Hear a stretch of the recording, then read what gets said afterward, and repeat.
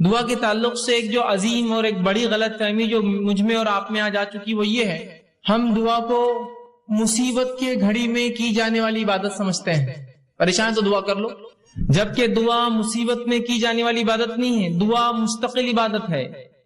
ایک عام فہم، عام مثال میں کہوں گا، ہم نے دعاؤں کو اسپیئر ویل سمجھ لیا گاڑی کا، جبکہ دعا اسٹیئرنگ ویل ہے. یہ کبھی کبھار کام نہیں آتی ہے، ہمیشہ اس کی ضرورت ہے، اس کے بغیر کوئی چیز ہو ہی نہیں سکتی ہے. جیسے ایک گاڑی کے اندر ایک اسپیئر ویل ہوتا ہے، خالی ٹائر ہوتا ہے، کبھی ضرورت پڑ گئی تو لگا لیا. تو آج امت مسلمہ دعا کو ایسا ہی سمجھتی ہے، مصیبت ہے تو پھر دعا ہے، ورنہ ضرورت نہیں اس کی. جبکہ دعا تو اسٹیئرنگ ویل ہے، اس کے بغیر گاڑی چل ہی نہیں سکتی ہے. تمام مرحلوں میں زندگی کے صبح سے لے کر شام تک، داخل کہیں ہونے سے باہر نکلنے تک، ہر اس میں نبی اکرم صلی اللہ علیہ وسلم نے دعا دعا دعا دعا دعا اتنی دعائیں سکھائی کہ جس کی کوئی انتہا نہیں آتا.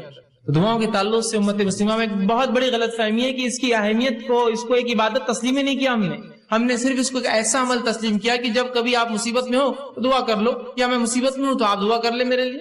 تو اس کو سمجھیے، دعا مستقل عبادت ہے.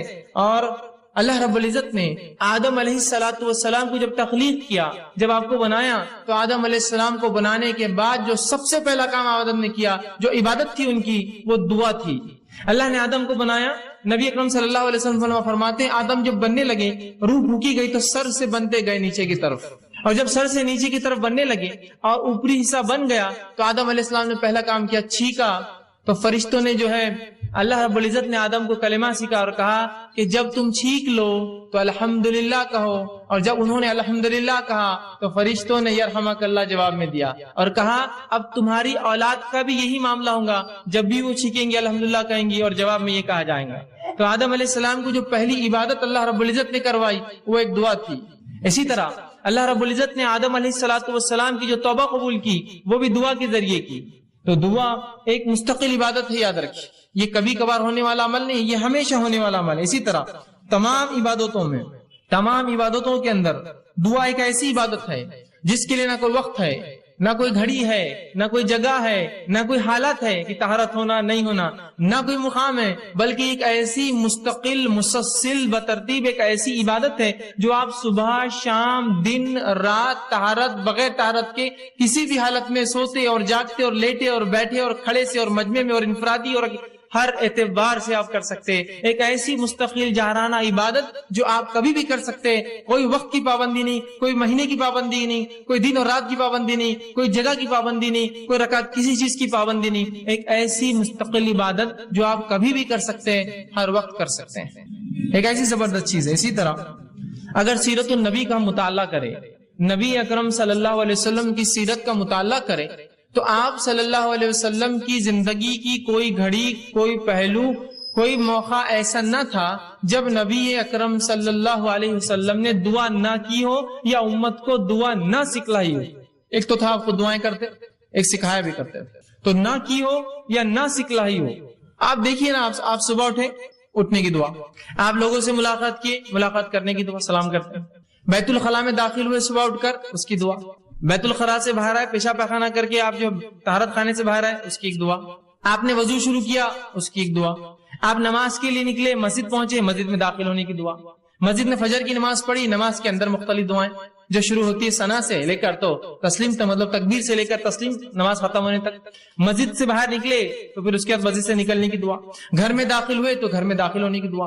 گھر سے نکلے تو گھر سے نکلنے کی دعا. لباس پہنا تو لباس پہننے کی دعا. اسی طرح جو ہے نیا لباس پہنا، نیا لباس پہننے کی دعا. نئے پھل دیکھے، نئے پھل دیکھنے کی دعا. ہر چیز کی دعائیں سکھائے. سواری پہ سوار ہوئے تو اس کی ایک دعا، سواری سے اتر رہے اس کی ایک دعا، شہر میں داخل ہوئے اس کی ایک دعا، شہر سے باہر نکلے کوئی نئے اس کی ایک دعا. تو گویا صبح سے شام تک کوئی ایسا زندگی کا مرحلہ نہ ہوگا جس میں ہم دعا نہیں کرتے. حتیٰ کہ طہارت کے معاملے میں بھی دعا ہے کہ بیت الخلاء میں جا رہے اپنے جو ہے طہارت کے لیے تب بھی دعا، وہاں سے نکل رہے تب بھی دعا. حتیٰ کہ ایک انسان اپنے بیوی کے ساتھ ہو تو اس عمل سے پہلے جو اس کے لیے جائز ہے اس سے پہلے بھی دعا. دعائیں دیکھ رہے آپ کس کثرت سے ہے کہ کوئی زندگی کا مرحلہ اس سے خالی نہیں ہے. اور نبی اکرم صلی اللہ علیہ وسلم سے کم و بیش 1000 سے زیادہ دعائیں جو لیل اور نہار صبح اور شام کی ثابت ہے، جو صحیح روایتوں سے آتی ہے. کم و بیش 1000 کے قریب ایسی دعائیں ہیں جو رسول اللہ صلی اللہ علیہ وسلم سے ثابت شدہ صحیح روایتوں سے ملتی ہے، جو ہمیں کرنا چاہیے. تو کوئی مرحلہ رسول اللہ صلی اللہ علیہ وسلم کی سیرت کا مطالعہ کرے تو نہ گزرا ہو جس میں آپ نے کوئی دعا نہ کی ہو یا دعا نہ سکھائی ہو. ہر معاملے پہ دعا، ہر چیز کے لیے دعا سکھائی. لیکن افسوس اس امت کا معاملہ یہ کہ دعا کے معاملے میں کنجوس کیا، اس کو علم ہی نہیں دعائیں ہوتی کیا ہے، کرنا کیا ہے، کیا اس کا معاملہ ہے. یہ بڑی افسوس کی بات ہے. یاد رکھیے کہ جس امت کے نبی نے کسی گھڑی کو بغیر دعا سے خالی نہ رکھا، اس امت کی یہ بدبختی ہی ہم کہیں گے کہ اس کو دعائیں یاد نہ ہوتی ہیں، یا چونکہ اس کی اہمیت نہیں تو یاد کرنے کی کیا ضرورت، اس لیے کہ دعاؤں کو ہم آؤٹ پروسیس کرتے ہیں. آؤٹ پروسیس کیا ہوتا ہے کہ جب میری تجارت بہت بڑھ جاتی ہے تو میں کانٹریکٹس لیتا ہوں اور دوسروں سے وہ کام کروا کے لیتا ہوں. تو آج ہماری دعائیں بھی آؤٹ پروسیس ہوتی ہے، بھائی تم کر دو. ہمارے گھر میں ایک ولی گزرے، انہوں نے سب کے لیے دعائیں کر دی. ہم تو نبی کے خاندان سے، ان کی دعائیں ہمارے لیے ابھی کافی ہے نا. تو اس طرح سے ہم دعائیں دوسروں سے کرواتے ہیں، خود سے کرنے کوئی معمول نہیں. تو دعا یاد رکھی عبادت ہے. اور نبی اکرم صلی اللہ علیہ وسلم کی سیرت میں ہم دیکھتے ہیں آپ پوری زندگی ہر وقت دعائیں کرتے تھے. اسی طرح جو ہے اسلام کے دوسرے اعمال جو فرائض جس کو کہتے ہیں، نماز، روزہ، زکوٰۃ، حج، اگر اس کا مطالعہ بھی کرے تو یہ بھی ایک قسم کی دعائیں ہیں. نماز کیا ہے آپ کی شروع سے لے کر آخر تک مختلف دعاؤں کا مجموعہ. آپ حج کرنے جاتے ہیں، کیا کرتے ہیں حج کے اندر؟ کیا اعمال ہے آپ کے؟ طواف کر رہے تو دعا، صحیح کر رہے تو دعا، جو ہے میدان عرفہ میں ہے تو دعا، مزدلفہ میں تو دعا، جا رہے تو دعا. مطلب دعا ہی تو ہے حج پورا، دعا ہی تو ہے نماز پوری. تو یہ گویا فرائض بھی عبادت ہے. یہ جو فرض عبادتیں ہیں یہ بھی خود ایک قسم کی دعائیں ہیں. یاد رکھیے تو دعاؤں کی شریعت نے بڑی اہمیت یاد رکھی ہے. لیکن آج یہ ہماری بدبختی ہے، غلط فہمی ہے کہ ہم یہ سمجھتے ہیں دعا ایک ایسی چیز ہے جو مشکل حالات میں، پریشانی کے اندر، مصیبت کے اندر اس کو استعمال کیا جائے، ورنہ بہرحال اس کی ضرورت نہیں ہوتی. حالانکہ یہ ایک بہت بڑی غلط فہمی یاد رکھیے، بہت بڑی غلط فہمی کہ ہم محض اپنی ضرورت کے وقت دعا کریں، بلکہ ہمیں تو یہ حکم ہے کہ ہر بار ہم دعا کریں. یاد رکھیں ہر بار دعا کرے، ہر چیز سے پہلے دعا کرے، ہر چیز کی بات دعا کرے، ہر چیز کی ابتدا میں دعا کرے. یہ غلط فہمی کو دور کیجیے کہ دعا کبھی کبھار مصیبت میں پھنس گئے، پریشانی میں پھنس گئے تو کرے، بلکہ دعا ایک مستقل جارحانہ ایک مومن کی زندگی کا عمل ہے جو وہ صبح شام اٹھتے بیٹھتے کھاتے پیتے، عبادتوں سے پہلے، عبادتوں کے اندر، عبادتوں کے بعد وہ جو ہے دعائیں کرتا ہے. اور اللہ رب العزت جو ہے دعاؤں کو قبول بھی کرتا ہے. ایک غلط فہمی یہ بھی ہوتی ہے لوگوں کو کہ یار میں نے اتنی دعا کی، ہم لوگ اتنی دعائیں کر رہے ہیں لیکن میری دعا قبول نہیں ہوتی.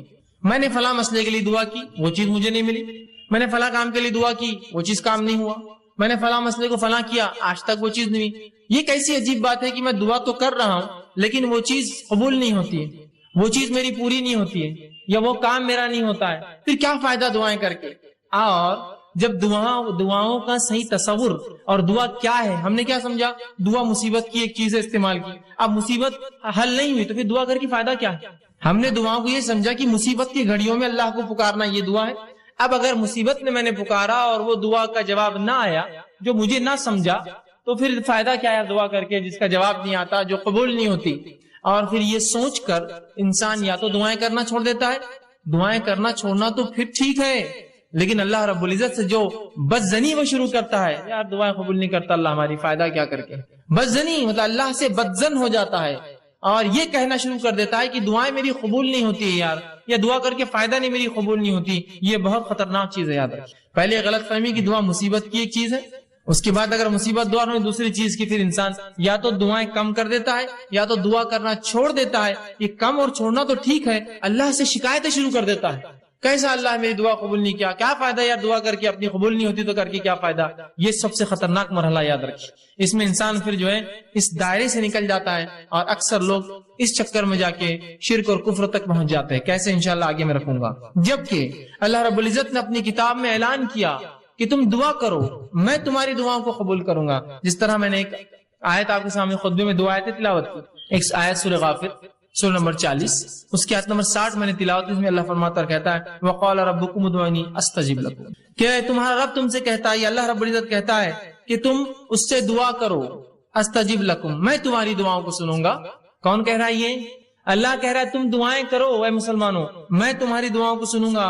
استجب لکم ان الذین یستکبرون عن عبادتی، اور جو میری دعائیں نہیں کرتے، مجھ سے دعائیں نہیں مانگتے اور تکبر کی بنیاد پر نہیں مانگتے، جو اللہ فرماتا ہے یستکبرون عن عبادتی، جو دعاؤں کو نہیں کرتا تکبر کی بنیاد پہ، اور دعا عبادت ہے چونکہ یہاں لفظ ہے ان عبادتی، جو دعاؤں کی شکل میں میری عبادت نہیں کرتا تکبر کی بنیاد میں، سیدخلون جہنم داخرین، ایسے شخص کو میں جہنم کے اندر ڈال دوں گا۔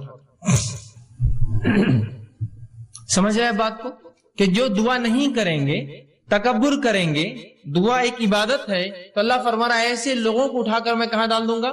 سیدخلون جہنم داخرین، ایسے لوگوں کو میں جہنم میں ڈال دوں گا۔ تو وہ اللہ دعا سنتا ہے، نہ کرنے والوں کو جہنم میں ڈالیں گا، تو کرنے والوں کی پھر ضروری اس کے لیے لازم ہے کہ وہ جواب دے، پھر اس کے نفس پہ لازم ہے، جب وہ کہہ رہا ہے مجھ سے کرو، نہ کرو گے تو جہنم میں ڈالوں گا، تو گویا تم کرو میں قبول کروں گا، یہ اس کا معنی ہے۔ دوسری آیت جو میں نے تلاوت کی سورہ بقرہ سورہ نمبر 2 آیت میں 186 اس میں اللہ نے فرمایا وَإِذَا سَأَلَكَ عِبَادِي عَنِّي فَإِنِّي قَرِيبٌ، کہ میرے بندے اے نبی تم سے سوال کرتے ہیں صلی اللہ علیہ وسلم کہ میرے بندے سوال کرتے سَأَلَكَ عِبَادِي عَنِّي، میرے بارے میں، فَإِنِّي قَرِيبٌ۔ اگر قرآن کا آپ اگر طرز دیکھیں، قرآن کا جواب دینے کا اگر انداز اور اسلوب دیکھیں، قرآن میں جب بھی رسول اکرم صلی اللہ علیہ وسلم سے سوال ہوا تو اللہ نے فرمایا وہ تم سے پوچھتے ہیں فلا کہہ دو قل، وہ تم سے پوچھتے ہیں چاند کے بارے میں، کہہ دو قل کے لفظ آتے ہیں۔ سبحان اللہ، اس آیت پہ غور کیجیے، اللہ نے فرمایا وَإِذَا سَأَلَكَ عِبَادِي، میرے بندے میرے بارے میں پوچھتے ہیں، فَإِنِّي قَرِيب، کہہ دو بھی نہیں کہا، رسول کو نکال گیا بیچ میں سے، فَإِنِّي قَرِيب، کہہ دو ان سے کہ میں قریب ہوں، نہیں کہا فَإِنِّي قَرِيب، میں قریب ہوں ان سے۔ مطلب گویا جملے اور الفاظ کے اعتبار سے اس کے اندر قالا کا لفظ بھی نہیں آیا، نبی تم کہہ دو قل ان سے، یا قال یہ تم ان سے کہہ دو کہ میں قریب ہوں۔ رسول اکرم صلی اللہ علیہ وسلم کو بھی وہاں سے نکال کر انی قریب سیدھا جواب دیا گیا۔ حالانکہ سورہ بقرہ اٹھائیے، سوالات کا ایک سلسلہ ہے سورہ بقرہ میں، ہر سوال کے بعد آتا ہے کہ آپ سے سوال کرتے قل ان سے جواب کہہ دو، قل ان سے کہہ دو، قل ان سے کہہ دو، کہ اس کا معنی یہ یہاں جب سوال ہوا کہ میرے بندے پوچھتے میرے بارے میں، تو رسول اللہ صلی اللہ علیہ وسلم کو قل بھی نہیں کہا، نکال دیا فانی قریب، سیدھا اتنا قریب ہوں کہ مجھے یہ بھی کہنے کی ضرورت نہیں ہے، نبی آپ کہہ دو میں قریب ہوں۔ تو کہا وَإِذَا سَأَلَكَ عِبَادِي عَنِّي فَإِنِّي قَرِيبٌ، جب میرے بندے پوچھتے ہیں میرے بارے میں نبی آپ سے کہہ دو کہ میں ان سے قریب ہوں، اُجِیبُ الدَّعْوَةَ الدَّاعِ إِذَا دَعَانِ، اور جو بھی مجھ سے دعا کرتے ہیں میں ان کی دعاؤں کو قبول کرتا ہوں، ان کی دعاؤں کا جواب دیتا ہوں۔ اور فرمایا فَلْيَسْتَجِيبُوا لِي، تو انہیں چاہیے وہ صرف میرے سے ہی دعا کریں، مجھے سے ہی مانگے، وَلْيُؤْمِنُوا بِي، اور مجھ پر ایمان لائے، لَعَلَّكُمْ يَرْشُدُونَ، شاید کہ وہ ہدایت یافتہ ہو، شاید کہ وہ رشد و ہدایت پر قائم رہے۔ تو یہاں اللہ رب العزت نے اس کی وضاحت کر دی کہ اے لوگوں تم پوچھتے ہو میرے بارے میں قریب ہوں، تمہاری دعاؤں کو سنتا ہوں، لہٰذا تم صرف مجھ ہی سے دعا کرنا تاکہ تم جو ہے رشد و ہدایت پر رہو۔ ولیؤمن، ایمان میرا شرط ہے ہر چیز کے لیے، تو میں ایمان والوں کی دعائیں قبول کرتا ہوں، اور آگے فرمایا جو ہے تاکہ تم رشد و ہدایت پر قائم رہو۔ تو یہاں اس آیت نے وضاحت کر دی۔ اسی طرح رسول اللہ صلی اللہ علیہ وسلم فرمایا اور کہا، جامع ترمذی کی روایت آپ نے فرمایا ان الدعاء هو العبادہ، دعا عبادت ہے، عبادت ہے دعا، یاد رکھیں۔ اسی طرح فرمایا جامع ترمذی کی یہ بھی روایت ہے الدعاء مخ العبادہ، دعا عبادت کا مغز ہے، یہ عبادت کا مغز ہے۔ نماز دعا، حج دعا، یہ مغز ہے، دیکھیے ہر کسی چیز کے بعد دعا ہے نا، حج کے ارکان کر رہے دعا کر رہے، اس میں مغز ہے نا اس کا، تو دعا عبادت کا مغز ہے، یہ اتنی اہم چیز ہے، اس کو امت جو ہے غور کرے اور اس چیز کو سمجھے۔ اسی طرح اب جب میں نے یہ کہا اللہ کہتا ہے دعائیں کرو اور اللہ دعائیں قبول کرتا ہے، تو اللہ رب العزت دعاؤں کو کیسے قبول کرتا ہے، اس کا کیا طریقہ ہے؟ آئیے اس سے پہلے ایک حدیث دیکھتے ہیں جو دعاؤں کی قبولیت کے تعلق سے کہ اس کی مختصر صورتیں کیا ہوتی ہیں۔ جب میں نے کہا اللہ دعائیں قبول کرتا ہے تو اللہ دعاؤں کو کیسے قبول کرتا ہے، اس کا طریقہ کیا ہے؟ کیا جو میں مانگوں وہ کر دیتا ہے؟ طریقہ کیا ہے؟ آئیے سنیے۔ نبی اکرم صلی اللہ علیہ وسلم فرماتے ہیں، مسند احمد کی روایت ہے، ابو سعید خدری رضی اللہ عنہ حدیث کے راوی فرماتے ہیں آپ صلی اللہ علیہ وسلم فرمایا کہا مسلمان دعا کرتا ہے جس میں گناہ اور خطا رحمی کی اگر بات نہ ہو، ایک مسلمان اللہ سے دعا کرتا ہے جس میں گناہ کی بات نہ ہو، اللہ مجھے زنا آسان کر دے یا مجھے فلاں نہیں، گناہ کی بات نہ ہو، اور قطع رحمی رشتے توڑنے کی بات نہ ہو کہ اللہ میرا رشتہ ان سے توڑ دے، میں ان سے فلاں کرتا ہوں، جس میں گناہ کی بات نہ ہو، رشتے توڑنی قطع رحمی کی بات نہ ہو، تو آپ صلی اللہ علیہ وسلم فرماتے ہیں اللہ 3 میں سے 1 ضرور عطا کرتا ہے۔ جب بندہ اللہ سے دعا کرتا ہے جو گناہ کی نہ ہو، پہلا شرط، دوسرا قطع رحمی رشتے توڑنے کی نہ ہو، تو اللہ 3 میں سے کوئی 1 کام اس کے ساتھ کرتا ہے۔ غور سے سنیے تاکہ وضاحت ہو جائے کہ اللہ دعائیں بولتے ہیں نا اس میں قبول نہیں کرتا ہے، تو کیا کرتا ہے؟ سنیے 3 میں سے کوئی 1 کام۔ پہلا، دعا کے مطابق خواہش پوری کر دیتا ہے. اے اللہ مجھے فلاں گاڑی چاہیے، گاڑی مل گئی، دعا کے مطابق خواہش پوری کر دی. اے اللہ مجھے فلاں گھر چاہیے، گھر مل گیا، دعا کے مطابق خواہش پوری کر دی. اے اللہ مجھے فلاں جو خاتون سے نکاح کرنا ہے، دعا کے مطابق آپ کو کر دیا، وہ چیز آپ کو عطا کر دی. اے اللہ میرے والدین کو صحت عطا فرما، دعا کے مطابق صحت عطا ہو گئی. تو جو مانگتا ہے مل جاتا، پہلی شکل. دوسری صورت دعا قبول ہونے کی سنیے، آپ فرماتے ہیں دعا کو آخرت کے لیے اٹھا کے ذخیرہ بنا دیتا ہے. دعا کو اللہ لے لیتا ہے اور اٹھا کر آخرت میں ذخیرہ بنا دیتا ہے. اینڈ ٹائمز کا سٹاک، مرنے کے بعد کی زندگی کے لیے ایک سٹاک بنا کے رکھ دیتا ہے، آخرت کا ذخیرہ بنا دیتا ہے. اور تیسرا فرماتے ہیں دعا کے برابر مصیبت کو ٹال دیتا ہے. دعا کے برابر آپ نے دعا مانگی اللہ مجھے گاڑی دے، اب بولیں گاڑی نہیں ملی مجھے، دعا کے برابر مصیبت ٹال دی. ہو سکتا ہے گاڑی لیتے آپ ایکسیڈنٹ ہو کے مر جائے، دعا کے برابر مصیبت ٹال دی، گاڑی نہیں دلائی آپ. دعا کے برابر مصیبت ٹال دی تو آپ کی دعائیں اللہ نہیں قبول کر کے در حقیقت قبول کر رہا ہے، وہ اس کا بدلہ دے رہا ہے آپ کو. مطلب مجھے لگ رہا ہے کہ یہ چیز میرے لیے اچھی ہے، پتہ چلا اس میں تو میرے لیے شر تھا، اللہ نے بچا لیا. بعد میں الحمدللہ میں بچ گیا، ورنہ وہ چیز لے کے پھنس جاتا ہوں. سمجھے آپ؟ تو نہیں قبول کر کے قبول کرتا ہے آپ کی دعا. وہ تین شکلیں، پہلی ہو بہو جو مانگا عطا ہوا، دوسری شکل آخرت کے لیے توشہ ذخیرہ بنا کے اعمال میں رکھ دیا، تیسری شخص دعا کے برابر مصیبت ٹال دی جاتی ہے. صحابہ نے کہا اللہ کے رسول تب تو ہم کثرت سے دعائیں کریں گے، مطلب دعا میں نقصان کچھ ہے نہیں، صرف فائدہ ہے، تب تو ہم کثرت سے دعائیں کریں گے. تو آپ صلی اللہ علیہ وسلم فرمایا اللہ کے پاس بہت خیر ہے، تم جتنی چاہو کرو، اس کے خزانے بہت زیادہ ہے، کم نہیں ہونے والے، کرتے رہ جاؤ. اور ایک دوسری روایت میں آپ نے فرمایا ایک بندہ اللہ کے پاس جائے گا، اس کا حساب کتاب ہوگا، وہ کہیں گے اللہ میں نے یہ اور یہ عمل تو کبھی زندگی میں نہیں کیے تھے، مطلب کچھ ایسے عمل اس کے نام عمل میں ہوں گے جو اس نے کیے نہ ہوں گے. وہ کہیں گے اللہ یہ کیا ہے؟ تو اللہ کہیں گا یہ وہ تیری دعائیں تھی جو میں نے قبول نہیں کی تھی جب تو نے مانگی تھی دنیا میں.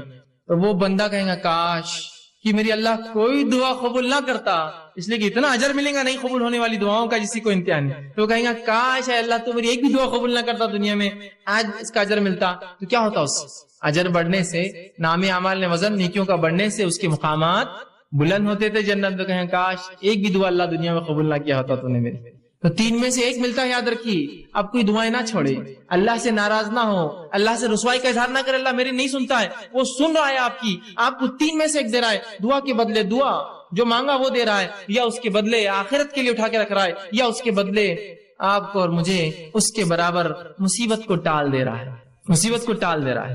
اور کیوں نہ ہو، ہم لوگوں کے لیے کچھ چیزیں ایسی ہوتی ہیں ہم ظاہر کو دیکھتے ہیں نا، اللہ جو ہے باطن کا جاننے والا ہے، وہ زیادہ بہتر جانتا کیا اچھا اور کیا نہیں. میں دعائیں مانگ رہا ہوں اور اللہ نے قرآن میں فرمایا سورہ بقرہ میں انسان کبھی کبھار اپنے لیے دعاؤں کی شکل میں بد دعائیں مانگتا ہے، دعائیں نہیں ہوتی بد دعائیں مانگتا ہے. وہ قسم سے اللہ اس کو نہ قبول کر کے رحم کرتا ہے ہم پر. مجھے علم نہیں کسی چیز کا، میں دعا کر رہا ہوں اللہ یہ چیز ہی مجھے چاہیے، دعا یوں کرنا چاہیے اللہ اس میں خیر ہو تو مجھے دے، نہیں یہ چیز ہی مجھے چاہیے. اللہ نے کہا ٹھیک ہے لے لے. آپ نے وہ چیز لی، اس کے بعد اس کا بھاؤ ختم ہو گیا، وہ چیز بیکار ہو گئی، وہ تو ناقص تھی، اس سے فلاں مسائل تھے، آپ کہیں گے میں نے کیا کر دیا، خیر کی نہیں کیا آپ نے، بس اپیل تھی کہ وہی چاہیے، دے دیا اللہ، خیر کی نہیں مانگی آپ نے. سمجھ رہے؟ تو کبھی کبھار دعاؤں کی شکل میں بد دعائیں مانگتے اللہ سے، سمجھے؟ تو اللہ سے دعا کرنے کا حکم ہے. اس چیز کو سمجھے دعا کیا ہے، یہ بڑی اہم چیز ہے. اور تین میں سے کوئی ایک شکل میں انشاءاللہ العزیز ہماری دعا قبول ہوتی ہے، اور آخرت میں اگر اس کا بدلہ ملے تو انسان کہیں گا دنیا میں کاش قبول نہ ہوتی تو بڑا اچھا ہو جاتا، اس لیے آخرت میں بہت کثیر اس کا بدلہ ملے گا. ٹھیک ہے، اسی طرح اب جو میں نے کہا دعائیں قبول ہونے کی تین صورتیں ہیں، اس میں سے جو تین صورتیں ہیں اس میں سے جو ایک صورت اللہ ہو دعا کو قبول کرتا ہے، اس جو سٹیپ جو پہلا قبول جو اللہ ہو کرتا ہے، اس کے پھر دو طریقے اللہ کے قبول کرنے کے. اللہ ہر دعا قبول کرتا ہے، دعائیں تین شکل میں قبول ہوتی ہیں، ہو آخرت میں بدلا، اس کے برابر مصیبت ٹالتا ہے. تو جو پہلی شکل اللہ قبول کرتا ہے، اس قبول کرنے کی پھر دو شکلیں ہیں. اس قبول کرنے کی دو شکلیں وہ کیا ہے؟ پہلی شکل یہ ہے دعا مانگی تبھی قبول ہو گئی، آج میں نے دعا کی کل نتیجہ آ گیا، آج میں نے دعا کی پرسوں نتیجہ آ گیا، آج میں نے دعا کی ایک مہینہ بعد رزلٹ تھا میرا اور وہی آیا جو میں چاہتا تھا. تو یہ ہوا فوراً حال میں، مطلب بالکل آپ دیکھ سکتے اس کی دعا فوراً قبول ہو گئی آپ. اور کبھی اس دعا کو اللہ بعد میں قبول کرتا ہے، بہت لمبے عرصے کے بعد، کتنا عرصہ ہم نہیں جانتے، بہت دن بعد کرتا ہے. لیکن تو جو پہلی شکل ہے پھر اس کے دو ٹائپس ہوتے ہیں، پہلا فوراً، دوسرا تھوڑا وقت کے بعد. آئیے اس کی مثالیں ہم دیکھتے ہیں. جس میں دعا جو فوری قبول ہو جاتی ہے اس کی ایک مثال ہے، صحیح بخاری کی روایت ہے، آپ صلی اللہ علیہ وسلم فرماتے ہیں تین لوگ تھے، بنی اسرائیل سے، اور وہ جنگل میں تھے، زوردار بارش ہونے لگی، تینوں نے گفا میں پناہ لے لی۔ اچانک اوپر سے ایک پتھر گرا اور گفا کے منہ پہ آ کے لگ گیا، گفا بند ہو گئی۔ تینوں نے کہا اپنے اپنے نیکی کا وسیلہ تلاش کرو اور اللہ کے سامنے ایسی نیکی بیان کرو جو نیکی خالص اللہ کے لیے کی ہوں گی تاکہ مصیبت ٹل جائے۔ پہلے نے کہا اللہ میں نے اپنے والدین کے لیے جو ہے بکریاں چرا کر آیا تھا، والدین سو گئے، میں روز پہلے ان کو دودھ پلاتا، اس دن میرے والدین سو گئے تھے، بچے حالانکہ میرے بھوک سے تڑپ رہے تھے، میں نے پھر بھی بچوں کو جو ہے دودھ نہیں دیا، پہلے والدین کے اٹھنے کا انتظار کیا، انہوں نے پیا، پھر میں نے بچوں کو دیا، یہ میں نے تیرے لیے کیا تھا، اگر تجھے یہ چیز پسند ہے تو جو ہے اس کو جو ہے تو تھوڑا اس مصیبت کو ہٹا دے۔ پتھر تھوڑا کھسک گیا، روشنی اندر آنے لگی، فوراً اثر ہوا دعا کا، فوراً انسٹنٹ دعا ہوئی، اثر ہوا، پتھر تھوڑا کھسک گیا۔ پھر دوسرے شخص نے دعا کی، اور تیسرا بہرحال تفصیلی ہے واقعہ بہت لمبا، تینوں نے دعا کی، ایک کی دعا پہ تھوڑا کھلا روشنی، دوسرے کی دعا پہ اتنا کھلا کہ باہر دیکھ سکتے لیکن نکل نہیں سکتے، تیسرے کی دعا پہ وہ رول کر کے بازو ہٹ گیا اور تینوں باہر نکل گئے، جبھی اللہ نے جواب دیا ان کی دعا کا۔ یہ ایک شکل ہے۔ اب دوسری شکل جو اللہ بعد میں جواب دیتا ہے، جو بعید ہوتا ہے، عرصے بعد دیتا ہے، تو آئیے اس کی مثال قرآن نے دی۔ ابراہیم علیہ الصلوۃ والسلام نے اللہ سے دعا کی، سورہ بقرہ سورہ نمبر 2 آیت نمبر 129، اور فرمایا ربنا وابعث فیہم رسولا منہم یتلو علیہم آیاتک ویعلمہم الکتاب والحکمۃ ویزکیہم۔ اے اللہ ان لوگوں میں سے، انہی میں سے ایک رسول پیدا کر۔ اے اللہ ان لوگوں میں سے، دعا کب کیا آپ نے معلوم آپ کو؟ جب اسماعیل علیہ السلام اور ہاجرہ علیہ السلام کو لا کر مکے میں چھوڑ دیا، مکے میں چھوڑنے کے بعد جب آئے تو ایک دعا کر رہے ہیں، کیا دعا کر رہے ہیں؟ اے اللہ میری اس اولاد سے، اسماعیل سے، اس کی نسل سے، ان لوگوں میں سے جو ہے اللہ فرمائے ربنا وابعث فیہم رسولا منہم، انہی کے اندر سے ایک رسول انہی میں سے بھیج، یتلو علیہم آیاتک، جو تیری آیتیں پڑھ پڑھ کر انہیں سنائے، ویعلمہم الکتاب، اور تیری کتاب کا علم انہیں دے، والحکمہ، اور ان کو نبوی علم، احادیث کا علم، حکمت عطا فرمائے، ویزکیہم، اور ان کی نفسوں گناہوں سے پاک کرے۔ اور یہ دعا کا نتیجہ کون تھے معلوم آپ کو؟ یہ دعا کب قبول ہوئی؟ نبی اکرم صلی اللہ علیہ وسلم اس دعا کا نتیجہ تھے۔ آپ نے حدیث میں اس کی تفسیر کی اور فرمایا، آپ نے فرمایا میں اپنے باپ ابراہیم کی دعا کا نتیجہ ہوں۔ کتنے ہزار سال پہلے کی تھی ابراہیم علیہ السلام نے دعا؟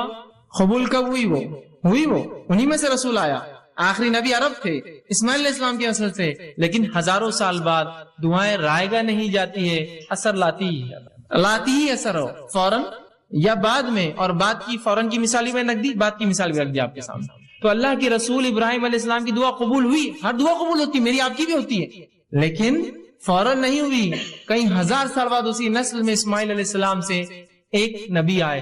دعائیں خوب دیجیے، خوب دعائیں دیجیے، یہ دعائیں پتہ نہیں کب اثر لائیں، کتنے نسلوں بعد لائیں گی۔ ابراہیم علیہ السلام کی دعا ہزاروں سال بعد رنگ لائی، 3000 3.5 4,000 سال بعد دعائیں کرنا چاہیے، اس کے بڑے فضائل یاد رکھیں۔ تو 3 شکلوں میں سے پہلی شکل کی 2 قسمیں ہیں کہ فوراً اور دیر سے، لیکن یاد رکھیے اللہ رب العزت دعا قبول کرتا ہی ہے، دعا کبھی رائے گاہ نہیں جاتی۔ کبھی اپنی دعاؤں سے مایوس مت ہوئیے کہ میں نے دعا کی اور قبول نہ ہوئی۔ اسی طرح جو شخص جو ہے حاجت طلبی کے جو ہے ذریعہ دعاؤں کو سمجھتا ہے، اور جب حاجت اس کی پوری ہوگی سمجھتا ہے دعا غنیمت ہے، وہ شخص ایسا سوچ کر جو ہے بہت بڑی غلط فہمی کرتا ہے، اور اس کی وجہ سے بہت سارے غلط اس کے نتائج نکل جاتے ہیں۔ اور ایسا شخص جو یہ سمجھتا ہے کہ دعا ایک ایسی چیز ہے کہ اس کے کرنے سے میری حاجت پوری ہوں گی، اور بعد میں عام حالت میں دعا نہیں کرتا، اس شخص کی مثال ایسی ہے کہ ایک آدمی جہاد کے لیے جائے اور اس کی نیت و مال غنیمت ملے مجھے، تو کیا ایسے شخص کو جہاد کا ثواب ملتا ہے؟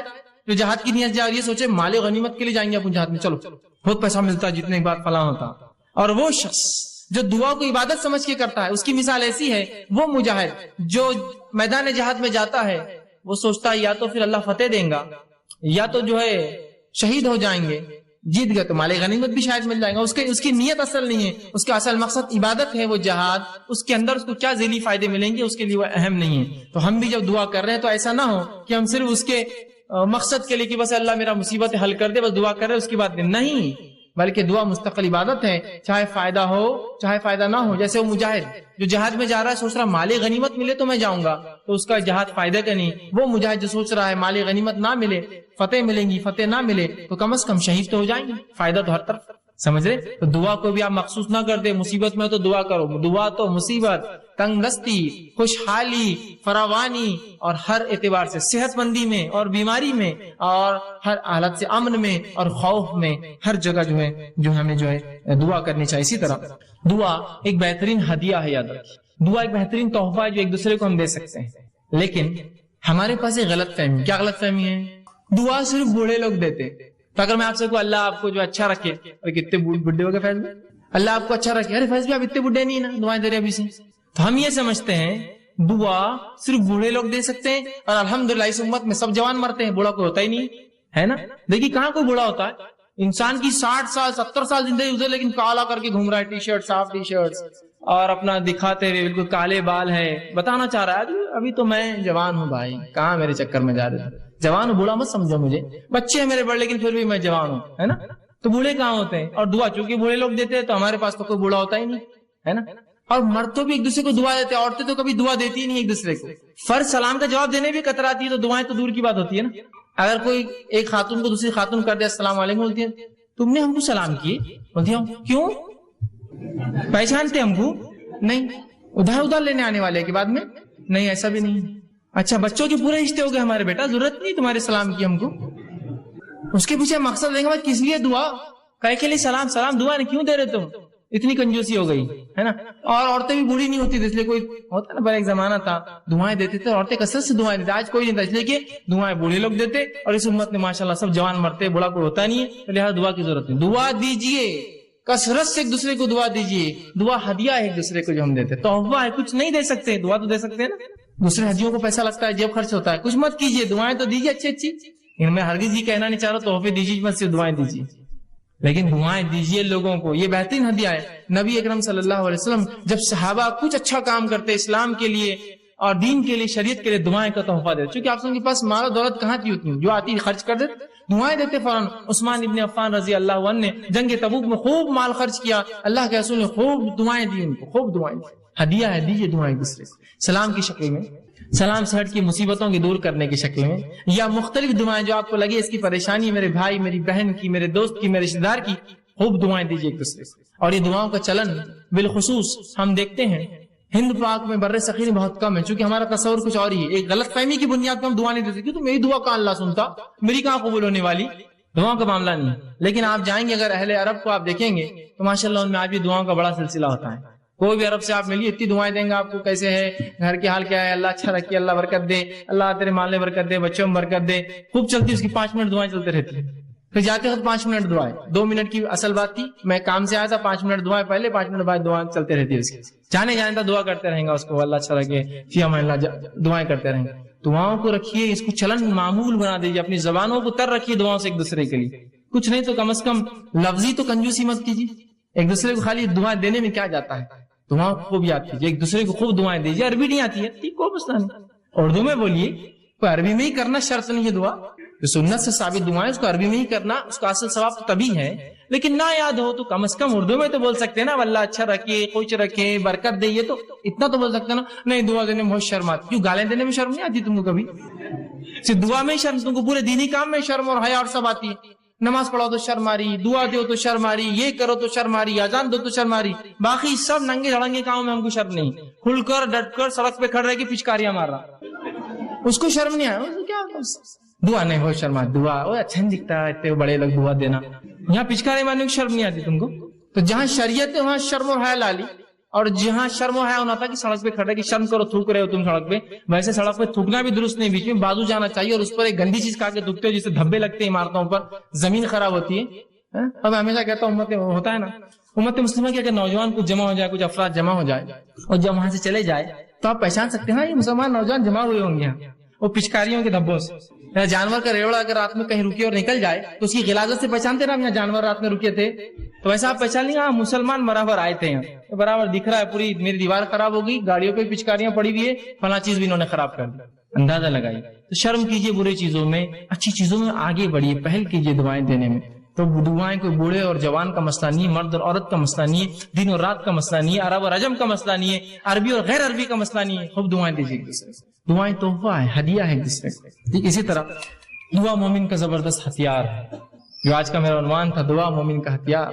دعا مومن کا ایک اسپرچول ویپن ہے, یہ ایک ایسا ہتھیار ہے کہ جب پوری دنیا آپ کا ساتھ چھوڑ دیتی ہے, یہ ہتھیار آپ نکالتے ہیں, یہ چیز آپ کے پاس ہمیشہ لگی ہوئی, ایک زبردست ہتھیار, یہ مومن کا ہتھیار ہے. ہر مصیبت, ہر پریشانی اور ہر وقت جب دنیا آپ کی پوری بھی مکمل خلاف کھڑی ہو جائے، یہ ہتھیار آپ نکالیے، یہ ویپن آپ نکالیے اپنا، جو آپ کی مدد کریں گا۔ اللہ رب العزت نے اس تعلق سے سورہ نحل سورہ نمبر سورہ نمل سورہ نمبر 27 آیت نمبر 62 میں فرمان کہا، امن یجیب المضطر اذا دعوا ویکشف السوء ویجعلکم خلفاء الارض وآلہم۔ پھر آگے اللہ فرماتا ہے خلفاء الارض، اور فرمایا بھلا کون ہے جو بے قرار کی دعا قبول کرتا ہے جب وہ اسے پکارتا ہے۔ کیا فرمایا اللہ نے؟ بھلا وہ کون ہے جو بے قرار کی دعائیں، جب انسان پریشان، تنگ دست، مصیبت زدہ ہوتا ہے تو کون ہے اس بے قرار انسان کی دعائیں سنتا ہے؟ تو دعا میرا اور آپ کا ہتھیار ہے، اور ایک ایسا زبردست ہتھیار کہ جو آپ ہر وقت استعمال کر سکتے ہیں، اور مصیبت میں یہ ہتھیار تو بالکل آپ کا سب سے بالکل آخری ساتھی اس کو کہتے ہیں، یہ آپ کے ساتھ ہوتا ہے، اور اللہ ہر کسی کی دعائیں سنتا ہے، جس کے تعلق سے اگر آپ واقعہ دیکھیں تو اللہ رب العزت نے یونس علیہ السلام کا واقعہ آتا ہے کہ یونس علیہ السلام سے ایک خطا یہ ہوئی کہ آپ نے جب اللہ نے اس بستی پر عذاب لانے کا سوچا تو آپ نے سوچا اب دعوت پہنچا کے کیا فائدہ، نکل جاتا ہوں بستی سے۔ نکل کر چلے گئے، جب کشتی میں سوار ہو کے شہر سے جا رہے تھے، ہوا یوں کہ لوگوں نے کہا کہ ایک طوفان آ رہا ہے اور طوفان سے بچنے کے لیے کشتی کو ہلکا کرنا پڑے گا، خرہ ڈالیں گے، لوٹ ڈالیں گے، جس کا نام آیا اس کو کشتی سے باہر پھینک دیا جائے گا۔ خرہ ڈالا گیا، یونس علیہ السلام کا نام نکلا، یونس علیہ السلام کا نام نکلا، لوگوں نے اٹھا کشتی سے پھینک دیا۔ جو ہی آپ کشتی سے گرے ایک بڑی مچھلی نکل کر آئی اور یونس علیہ السلام کو نگل لیا، نگل کے سمندر کے اندھیروں میں چلے گی، وہ لے کر گہرائیوں میں چلے گی یونس علیہ السلام کو لے کر۔ آپ تنہا ہے، مچھلی کے پیٹ میں ہے، مذاق نہیں یاد رکھیے، تنہا ہے، مچھلی کے پیٹ میں ہے، بڑی مچھلی ہوں گی، بہت بڑی، اور مچھلیاں بہت بڑی ہوتی ہیں، مچھلی کے پیٹ میں ہے، کوئی سننے والا نہیں ہو، کوئی دیکھنے والا نہیں۔ اس اندھیرے سے یونس نے آواز دی اپنے رب کو، اور کہا اللہ پر رب العزت نے اس بات کو اپنی کتاب میں سورہ انبیاء سورہ نمبر 21 آیت میں 87 اور 88 فرما کہا، فنادى في ظلمات ان لا الہ الا انت سبحانک انی کنت من الظالمین۔ یونس نے اس اندھیرے سے اپنے رب کو آواز دی ظلمات سے کہ لا الہ الا انت سبحانک، اے اللہ تیرے علاوہ کوئی ذات نہیں ہے، عبادت کے لائق تیرے علاوہ کوئی الہ نہیں ہے، انی کنت من الظالمین، میں گناہگار تھا۔ تو اللہ رب العزت نے یونس کی اس ظلمات سے آواز کو سنا اور نکال دیا یونس کو ظلمات سے باہر۔ تو اللہ رب العزت سب کی سنتا ہے، مانگنا تو آئے۔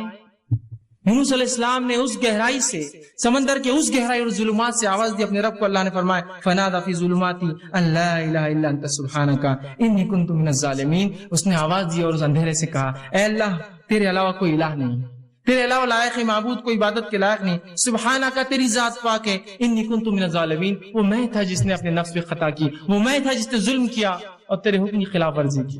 اللہ رب العزت نے سنی اور کہا فاستجبنا له، اور تیرے رب نے اس کی دعا کو وہاں سنا، اس اندھیرے میں جب کوئی نہیں تھا، سمندر کی گہرائی میں سنا، فاستجبنا له ونجیناہ من الغم، اور اس کو اس کے غم سے نکال دیا، وکذالک ننجی المؤمنین، ہم ایسی نجات دیتے اپنے ایمان والے بندوں کو۔ سمجھ رہے ہیں بات؟ ابراہیم علیہ السلام لا اولاد نہیں ہے آپ کو، نہ لڑکا ہے نہ لڑکی ہے، سوچتے ہی مشن کون لے کے چلیں گا میرے بعد، کوئی لڑکا اور میرا جو مشن لے کر چلے۔ اللہ سے دعا کی، اللہ نے قبول کی۔ انبیاء علیہ السلام آہ بکا کر رہے ہیں، گڑ گڑا رہے ہیں، دعائیں مانگ رہے ہیں، پھر کیوں اس امت کو شرم آتی ہے رب سے دعا مانگنے کے لیے؟ ابراہیم علیہ السلام نے دعا کی، ایوب علیہ السلام نے دعا کی اپنی بیماری کے لیے، اسی طرح جو ہے زکریا علیہ السلام نے اپنی اولاد کے لیے دعا کی، جو یحییٰ علیہ السلام کی آپ کو خوشخبری دی گئی۔ یوسف علیہ السلام نے جب اس بری عورت نے جو آپ پہ قصد کیا کہ آپ کے ساتھ بدکاری کرے تو دعا کی، اللہ مجھے وہ جیل زیادہ بہتر ہے بنسبت اس عمل کے۔ اللہ نے دعا قبول کی اور جیل میں ڈال دیا، اس لیے کہ ورنہ زنا کرنے کے اوپر تلی تھی، آپ نے کہا وہ جیل بہتر ہے اس زنا سے، اللہ نے جو آپ کو بچا لیا اور جیل میں ڈال دیا۔ اندازہ لگائیے ان لوگوں نے اللہ سے دعا کی۔ بس یہ ہے کہ ہمیں جو اللہ رب العزت سے مانگنا تو آئے۔ ایک واقعہ سناتا ہوں اللہ کیسے سنتا ہے لوگوں کی، اور لوگوں کی کیوں میں کہوں، اللہ رب العزت تو جانوروں کی بھی سنتا ہے۔ یاد رکھیے، صحیح مسلم کی روایت ہے، اللہ کے رسول صلی اللہ علیہ وسلم فرماتے ہیں اللہ کے نبی سلیمان علیہ السلام آپ کے دور میں قحط سالی ہو گئی، سوکھا پڑ گیا، جو ہے سلیمان علیہ السلام اپنے لشکر کو لے کر چلے، لاؤ لشکر جو ہے مسلمانوں کو لے کر چلے کہ بستی سے باہر نکل کر اللہ سے نماز استسقاء دعا، نماز استسقاء کیا ہے؟ دعا قسم کی عبادت کر کے دعا مانگتے ہیں۔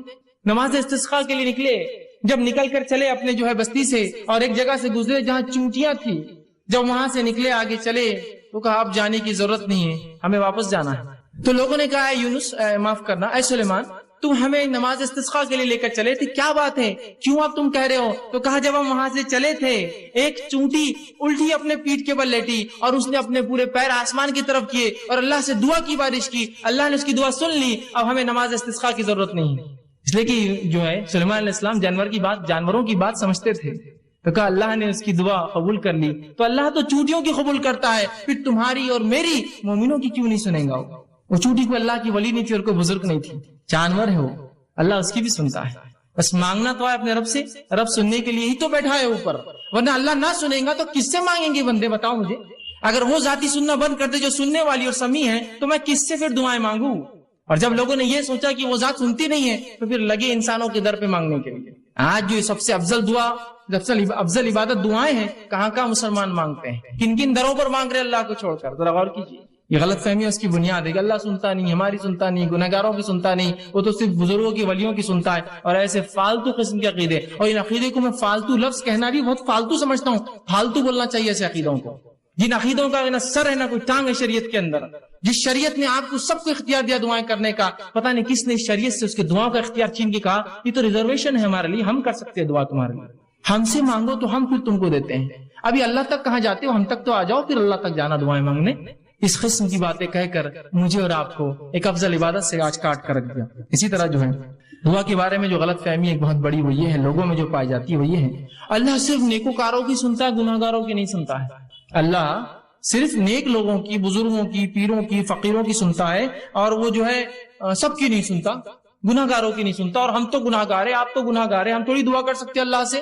یہ یاد رکھیے ایک بدترین عقیدہ ہے شریعت میں، اس عقیدے کا کوئی جو اصول اور کوئی وزن نہیں ہے، یاد رکھیے۔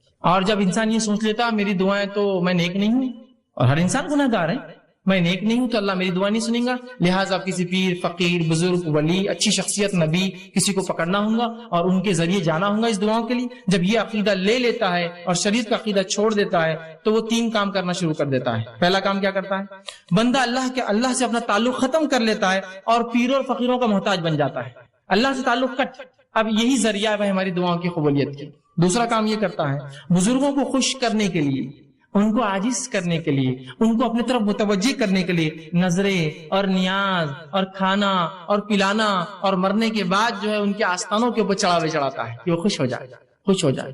زندگی اگر زندہ ہے تو خوب کھلاتے اور پلاتے ہیں، بزرگ کے ہاتھ بھی دھو کے پی رہے ہیں، افسوس اس امت کو عقل تو ہو پیر دھو کر بھی پی رہے ہیں، سبحان اللہ، بزرگ ہے نا۔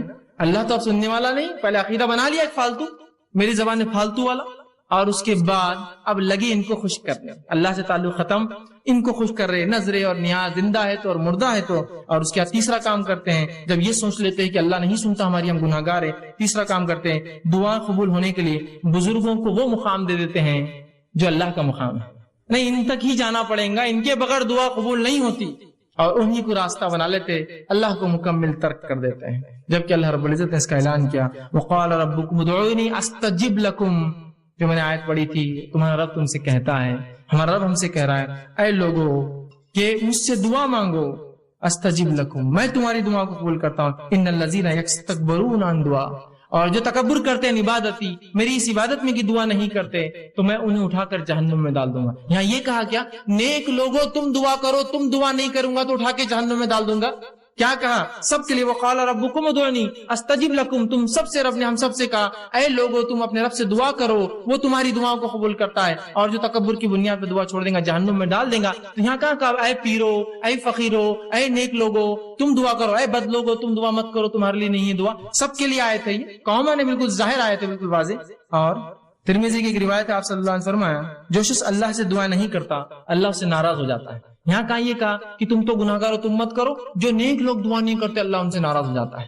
کوئی بھی انسان اللہ سے دعا نہ کرے اللہ ناراض ہو جاتا ہے، اور اللہ گناہگاروں کی بھی سنتا ہے اور نیکوکاروں کی بھی سنتا ہے، معلوم ہو نیک لوگوں کی بھی سنتا ہے اور گناہگاروں کی بھی سنتا ہے۔ آئیے مثالیں لے لیجئے، مثالیں تو لوگوں کا جو عقیدہ ہے اللہ گناہگاروں کی نہیں سنتا اور نیکوکاروں کی پوری سنتا ہے، تو میں آپ کو دلیل دیتا ہوں، اللہ گناہگاروں کی بھی سنتا ہے، نیکوکاروں کی بھی سنتا ہے، گناہگاروں کا بھی انکار کرتا ہے، نیکوکاروں کی بھی نہیں سنتا ہے کبھی کو، بڑے بڑے انبیاءوں کی نہیں سنی اللہ نے۔ مثالیں لے لیجیے، آئیے سب سے پہلے سورہ رعد سورہ نمبر 13 آیت نمبر 36 اور 38 میں اللہ فرماتا اور کہتا ہے ربی قال انظرنی الی یوم یبعثون، اور جب شیطان کو اللہ نے جنت سے نکالا اس نے کہا میرے رب اے میرے رب فانظرنی الی یوم یبعثون، مجھے مہلت اور ڈھیل دی جائے ان انسانوں کے دوبارہ اٹھائے جانے تک، آدم کی اولاد کے دوبارہ اٹھائے جانے تک۔ کس نے مانگی دعا؟ شیطان نے۔ جانتے ہیں نا تمام گناہوں کا سبب دنیا میں جو ہے وہی بنتا ہے، لوگوں کو بہکا رہا ہے، پھسلا رہا ہے، گناہ کروا ہے نا، سب سے گناہ گار ہے نا، اللہ کا نافرمان ہے۔ ابھی کہاں سے نکالا جا رہا ہے؟ جنت سے نکالا جا رہا ہے۔ کیا بول رہا ہے لیکن اللہ سے؟ اے اللہ مجھے دوبارہ اٹھایا جاتا ہے، مہلت دی جائے۔ اللہ نے کیا بولنا چاہیے تھا؟ ہمارے اصول کے مطابق چل بھاگ، بزرگ کے ذریعے سے آیا، سیدھے آ کے بات کر رہا میرے سے، بھاگ گناہ گار ایک تو، اور سیدھے دعا، ہمت تیری اتنی؟ ہمارے اصول کے مطابق تو یہ ہونا چاہیے تھا نا، جا کسی نبی کے وسیلے سے آ، جا کسی پیر فقیر کے وسیلے سے آ، سیدھے آ کے دعا مانگ رہا ہے، شیطان کہیں کا، ابلیس کہیں کا، بولنا چاہیے تھا نا ہمارے اصول کے مطابق۔ اللہ کیا جواب دیتا؟ سنیے، تو شیطان جانتا تھا، اس نے نافرمانی کی اللہ کی، لیکن اس کے پاس عقیدہ تھا کہ تو اللہ رب العزت کے پاس جنت میں تھا، اس کو پورا عقیدہ معلوم شریعت، وہ جانتا تھا اللہ ہی سنتا ہے، سیدھے سنتا ہے، میں گناہ گار ہوں بھی تو سنے گا میری۔ تو اللہ رب العزت نے جواب دیا، قال فإنک من المنذرین، جا تجھے چھوٹ دی گئی، جا تجھے چھوٹ دی گئی۔ کب تک؟ انسانوں کے دوبارہ اٹھائے جانے تک۔ جا، یہ نہیں کہا کہ جا کر پیر فقیر کے وسیلے سے آ، آدم کے وسیلے سے آ، محمد صلی اللہ علیہ وسیلے سے آ، فلاں سے آ، نہیں، سیدھا کہا جا تجھے ڈھیل دی گئی، برا ہے، گناہ گار ہے، اللہ سیدھی سن رہا ہے اس کی۔ آئیے اب وہ واقعہ سنیے جو اللہ نیکوکاروں کی بھی نہیں سنتا، جو سب لوگ کہتے ہیں نہیں پیر فقیر کے اللہ کبھی ٹالتا ہی نہیں، پیر فقیر تو چھوڑ دیجئے، یہاں انبیاءوں کی نہیں سننا ہے اللہ نے۔ آئیے سنیے واقعہ، اللہ رب العزت سورہ ہود سورہ نمبر 11 آیت نمبر 45-46 میں اللہ نے فرمایا، اور نوح علیہ السلام سے کہا، نوح میں تیری آل کو اس طوفان سے بچا لوں گا۔ جب طوفان آیا، ان کا بیٹا جو جا کر دور چلا گیا، نوح علیہ السلام نے کہا بیٹا کشتی میں سوار ہو جا، آج کوئی بچنے والے نے کہا اے والد میں بہت اونچے مقام پر چلا جاؤں گا، اور یہ بات اور مکالمہ چل ہی رہا تھا، ایک زوردار لہر آئی اور وہ بیٹا بہہ کر چلے گا پانی میں۔ نوح علیہ السلام کو اللہ نے کیا کہا تھا؟ اے نوح جو ہے میں تیرے گھر والوں کی حفاظت کروں گا، اور یہاں بیٹا ڈوب گیا، بیٹا گھر سے ہوتا ہے نا کسی کے، اس کے گھر والا تھا، تو نوح علیہ السلام نے اللہ سے گزارش کی اور دعا کی اور فرمایا انی اعوذک ان تکون من الجاہلین۔ جب دعا کی اور کہا اللہ جو ہے میرے بیٹا تو میرے گھر والوں میں سے تھا، تو اللہ نے جواب دیا انی اعوذک ان تکون من الجاہلین، اے نوح میں تجھے نصیحت کرتا ہوں جاہل لوگوں کی جیسی باتیں نہ کرنا، اس لیے کہ تیرا بیٹا ایمان نہیں لایا لہذا تجھ سے نہیں ہے، وہ ایمان نہیں لایا۔ تو یہاں کس کی دعا اللہ نے رد کی؟ اے نوح جاہلوں میں سے مت ہو جانا، نصیحت کرتا ہوں تجھے آئندہ ایسی بات میرے سامنے نہیں کرنا۔ اور نوح نے اس کے بعد اللہ سے توبہ کی، اللہ کہا میں گناہگار، میں توبہ کرتا ہوں تجھ سے، میں نے غلط دعا کی تھی۔ کس کی دعا رد کی؟ یہ اللہ کے پہلے رسول ہے نوح علیہ السلام، رد کر دی۔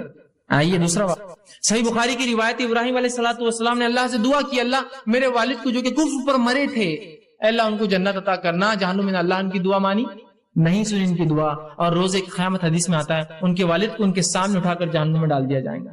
کہاں سنی؟ اتنے بڑے نبی، ابو الانبیاء، نبیوں کے باپ کہلاتے ہیں آپ، ابو الانبیاء بعد ترک کر دیا اللہ نے۔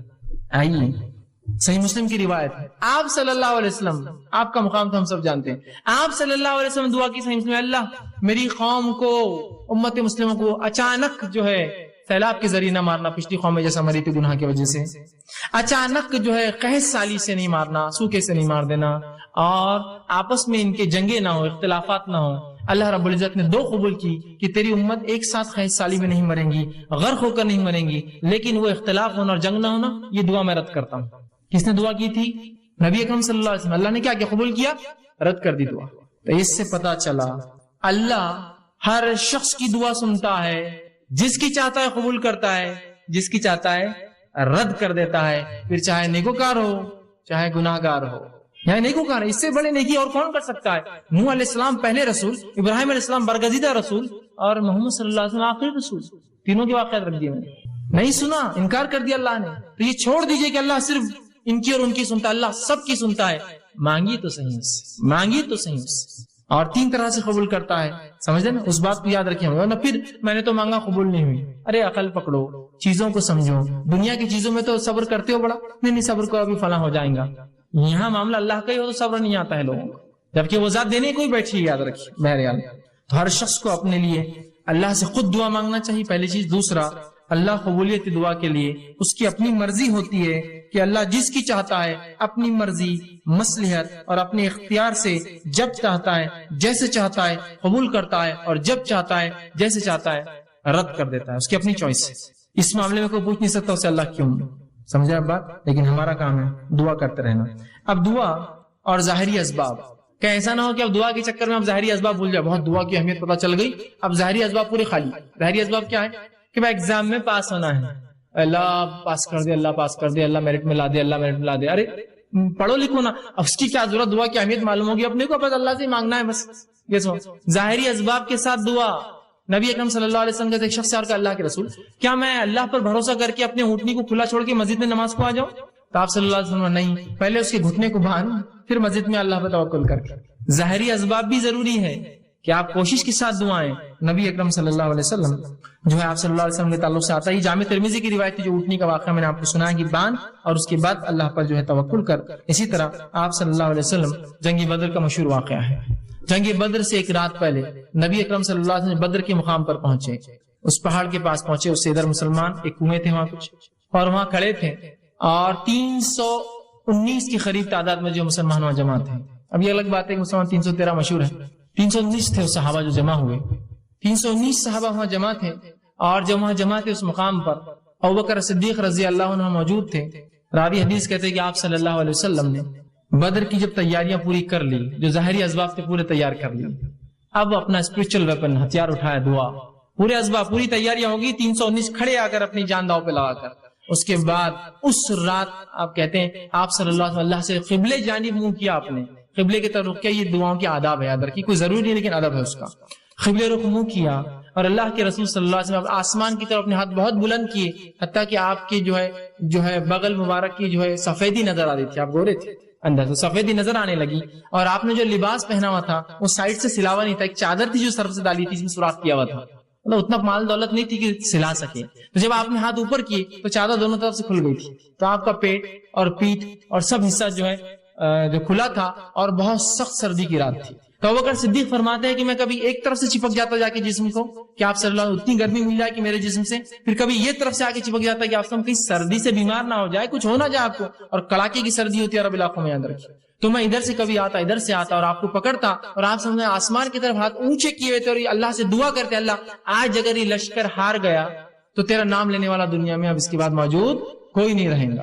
اور میں یہ کہہ رہا تھا اللہ کے رسول بس اللہ نے آپ کی سن لی ہے, آپ بس کر دے, کہیں آپ کو کچھ ہو نہ جائے اتنی سردی میں. اور رسول ایسا رات بھر کھڑے رہے دعا میں, لیکن پہلے تیاری کر کے آئے تھے. یہ نہیں کہ صرف رات بھر مدینے میں کھڑے دعا کرتے اللہ دشمن کو ہلاک کر دے, برباد کر دے, ان کو فلاں کر دے. نکل کر آئے ہیں 319 اپنی جان لگا کر, اب دعا والا ہتھیار اٹھایا. اپنی کوششیں, امتحان ہے, پوری کوششیں کر جائیے, پھر دعا. اپنی پوری کوششوں کے ساتھ اللہ سے دعائیں مانگے. یہ نہیں کہ صرف دعا کے پیچھے لگ گئے اور اسباب پورے ظاہری آپ چھوڑ دیے. دونوں کو ملا کر, اور اس کے بعد جو اللہ چاہیں گا, وہ جو پسند کریں گا, اپنی مرضی مشیت اور حکمت کے اعتبار سے قبول کریں, چاہے رد کر دے, اس کی اپنی چوائس ہے, وہ مالک ہے, اختیار ہے مالک کو. اپنی مخلوق کو چاہے تو دے چاہے تو نہ دے. مخلوق کو اختیار نہیں کہ اپنی ناراضگی کا اظہار کرے رب کے سامنے. خاموشی سے اس کے فیصلوں کو سمجھ لے, اس کی حکمتوں کو سمجھ لے. آج ایک چیز کو اپنے لیے بہت اچھا سمجھتے ہیں. میری ایک ٹرین ہے, سمجھ لیجیے میں اورنگ آباد سے بمبئی جا رہا ہوں, ایک بڑی جاب لگنے والی ہے, کروڑوں روپیہ میری سیلری سال کی, اوہو, اور میری اگر وہ ٹرین چھوٹ گئی انٹرویو کے لیے جا رہی ہے تو میرے لیے کیا افسوس ہوگا. میں سب سے غمزدہ انسان بن جاؤں گا دنیا کا کہ میری اپارچونٹی چلے گئی, جاب مل گئی تھی, ٹرین نہیں ملی. اور اگر مجھے تھوڑی دیر خبر ملی ٹرین کا ایکسیڈنٹ ہو گیا تو دنیا کا سب سے خوش قسمت آدمی میں ہوں, اس لیے کہ میں بچ گیا اس ایکسیڈنٹ سے. سمجھ رہے آپ, ایک پل پہلے تو سب سے ناراض آدمی تھا اور میں سب سے ناراض آدمی تھا, دوسرے پل سب سے خوش نصیب سمجھ رہا. کیوں سمجھ رہے آپ, اللہ کی حکمت, اس کے پیچھے مصلحت نہ قبول کرنا آپ کے خیر کے لیے, وہ بھی اس کا بدلہ ضرور قیامت کے دن ملے گا. بہرحال ٹھیک ہے, تو دعاؤں کے ظاہری اسباب بھی وہ کریں. اسی طرح خالی دعائیں نہیں چلیں گی, ظاہری اسباب کے ساتھ. اب جب دعاؤں کی بات آ رہی تو دعا صرف ان صحیح احادیث سے آپ کریں گے, وہ دعائیں کریں گے جو ثابت شدہ ہو. عام دعائیں تو اپنی زبان میں, اردو میں, مراٹھی میں, تیلگو میں, ملیالم میں, جو زبان آتی کر سکتے ہیں. لیکن جب آپ کو خاص دعائیں کرنا ہے نا, کچھ جو سنت سے ثابت ہوتی ہے, تو وہی دعائیں کریں گے جو صحیح حدیث ثابت ہے. ورنہ آج دعاؤں کے نام پر مسلمانوں کو کیا کچھ نہیں پڑھایا جا رہا ہے, آپ کو میں بتا بھی نہیں سکتا کیا کچھ نہیں. دعاؤں کے نام پر درود کیا ہے, دعا ہے نا. رسول اکرم صلی اللہ علیہ وسلم درود دعا ہے. ایسے ایسی دعائیں ایجاد کر دی جو آپ نے کبھی زندگی میں بھی نہیں بتائے. جو آپ صلی اللہ علیہ وسلم دعائیں جو درود بتائے ہیں, کم و بیش 10-15 درود ہیں مختلف, الگ الگ, چھوٹے چھوٹے. اور سب سے بڑا کون سا ہے معلوم آپ کو, جو نماز میں ہم پڑھتے ہیں اللہم صلی علی محمد, وہ سب سے بڑا ہے. اتنے درود بتائے آپ نے بس. لیکن ان کے بعد غیر ثابت شدہ درودوں کی اگر فہرست دیکھیں, جو دعائیں ہیں جو نبی پر دعا بھیج رہے ہیں, ایسی لمبی لمبی دعائیں اور ایسے شرکیہ کلمات کہ کلمے سنے تو تعجب ہوتا ہے, آنکھ پہ رونگٹے کھڑے ہو جاتے ہیں. مسلمان پڑھ رہے ہیں, اس کا جمعہ پڑھ رہے ہیں فلاں درود, اور لکھا ہوا یا دافع البلائی, اے نبی جو بلاؤں کو تم دفع کرتے ہو، نبی اگر دعا ہی یہ درود ہے ان کا، ایسے درود نکال دو، ثابت شدہ ہونا ضروری ہے، ورنہ آج کل مختلف کتابیں مختلف ناموں سے ثابت شدہ ہو، یہ اس کی تحقیق ضرور کر لے اس سے پہلے کہ آپ جب دعائیں کریں۔ اب آئیے دعاؤں کے تعلق سے کچھ فضیلتیں، کچھ کلیریفیکیشنز، کچھ آداب اس کے سکھا دیتا ہوں، کیسی دعائیں کریں اور کون سی اوقات میں دعائیں جلدی قبول ہوتی ہے، اور خاص بات دعائیں کس کی قبول نہیں ہوتی۔ پہلے اس عنوان کا نام یہی ہم نے رکھا تھا، دعائیں کیوں قبول نہیں ہوتی، پھر پہلے میں نے کہا بہت چھوٹا عنوان ہو جائے گا، ذرا وسعت لاتے ہیں، دعا مومن کا ہتھیار، انشاءاللہ یہ عنوان آئے گا۔ بہت سے لوگوں دعا قبول نہیں ہو رہی، کہاں سے ہوں گی دعائیں کی شرائط میں تو اترو، پہلے کنڈیشن تو لاگو کرو، ٹھیک ہے۔ تو آئیے دعا کی فضیلت کیا ہے، میں نے کچھ تو باتیں رکھی اور رکھ دیتا ہوں۔ دعا آپ صلی اللہ علیہ وسلم عبادت ہے، جامع ترمذی کی روایت۔ اسی طرح اللہ سے دعا مانگنے والا جو ہے بڑی عظمت والا عمل ہے، اللہ سے دعا مانگنا عظمت والا عمل ہے۔ ترمذی کی روایت ہے، آپ صلی اللہ علیہ وسلم فرمایا کہ دعا سے زیادہ عظمت والا کوئی عمل اللہ کے نزدیک نہیں ہے، دعا کرنا بہت عظمت والا عمل ہے اور اس سے زیادہ عظمت والا اللہ کے نزدیک کوئی عمل نہیں۔ اسی طرح دعا تقدیر بدل سکتی ہے، آپ صلی اللہ علیہ وسلم نے فرمایا، یہ بھی جامع ترمذی کی روایت، آپ نے فرمایا اگر کوئی چیز تقدیر کو بدل سکتی ہے تو وہ دعا ہے۔ کتنی افضل چیز ہے نا دعا، سب کر سکتے ہیں اور سب کی قبول بھی ہوتی ہے، تو دعا ہے۔ اسی طرح دعا نازل شدہ اور غیر نازل شدہ تمام آفت اور بلاؤں کا حل ہے، آپ صلی اللہ علیہ وسلم فرماتے ہیں، یہ جامع ترمذی کی روایت، آپ نے فرمایا اور کہا جو ہے دعا نازل شدہ آفات اور جو ابھی نازل نہیں ہوئی سب کے لیے نفع بخش ہے، لہٰذا اے اللہ کے بندو دعا ضرور کرو۔ مطلب جو بلائیں تم پر نہیں آئی اور جو بلائیں آئی ہوئی ہیں دونوں کو ٹالنے کا حل راستہ کیا ہے، دعا کرو۔ یہ نہیں کہا کہ اے امت مسلمہ کے ولیوں تم دعا کرو، سب سے کہا نا، اگر خاص ہوتی دعا کہ اللہ گناہ گار کی نہیں سنتا تو کہتے نا کہ اے امت مسلمہ کے نیک لوگوں تم دعا کرو، اس لیے کہ جو بلا اتری ہے اور جو اترنے والی ہے وہ سے ٹل جاتی ہے، نہیں کہا نا، تم سب دعا کرو، ٹھیک ہے، ہم سب سے کہا۔ اسی طرح دعا کرنے والے کو اللہ کبھی محروم نہیں رکھتے۔ دعا کے لیے ہاتھ اٹھانا یہ مسنون ہے، سنت طریقہ یاد رکھیے، آپ ہاتھ اٹھانا چاہیے دعا کے لیے، لیکن ہاتھ بہت لمبے لمبے نہیں پھیلانا، سوائے اس کے کہ آپ صلی اللہ علیہ وسلم عموماً جب ہاتھ اٹھاتے تو ہاتھ نزدیک ہوتے، ملے ہوئے ہوتے، حدیث میں آتا ہے ہاتھ ملے ہوئے ہوتے، ٹھیک ہے۔ اور جب آپ اشد بہت شدت ہوتی تو ہاتھ کو دور نہیں کرتے، وہاں شدت کی دعا تو ہاتھ کھولتے جاتا ہو نہیں، جب آپ شدت سے دعا کرتے تو ہاتھ اوپر کی طرف جاتے، جتنی شدت ہوتی دعا ہوتی کہ بدر میں آپ نے ہاتھ اتنے اوپر کیے تھے کہ آپ کے بغل نظر آ رہے تھے، اور بارش نماز استسقاء میں آپ اتنے اوپر ہاتھ کرتے الٹے کرتے کہ آپ کا بغل نظر آتا۔